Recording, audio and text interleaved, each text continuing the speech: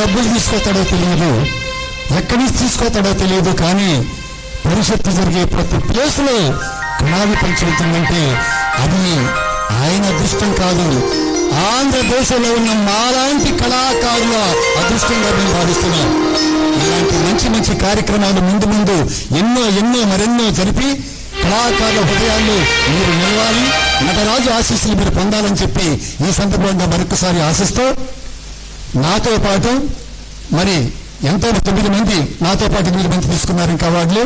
వాళ్ళందరికీ హృదయపూర్వకమైన అభినందనలు తెలియజేసుకుంటూ చివరిగా ఒక్క మాట, సాహిత్య నిధి చేతుల మీదుగా ఈరోజు ఆచార్య అప్పాజోసుల సత్యనారాయణ గారి చేతుల మీదుగా అవార్డు తీసుకోవటం అంత అదృష్టం మనందరికీ ఏది లేదండి. అలాంటి మహానుభావుడి యొక్క చేతుల మీదుగా అవార్డు తీసుకున్నందుకు మేమందరం కూడా మీకు ఎంతో రుణపడి ఉన్నాం sir. Thank you very much.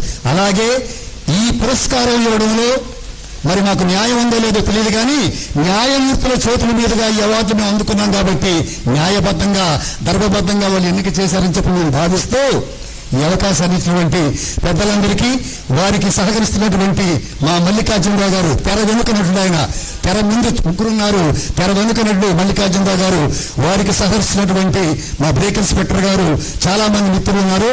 ప్రతి ఒక్కరికి హృదయపూర్వక అభినందనలు తెలియజేసుకుంటూ థ్యాంక్ యూ వెరీ మచ్. నేను ముందు అధ్యక్ష ఉపన్యాసం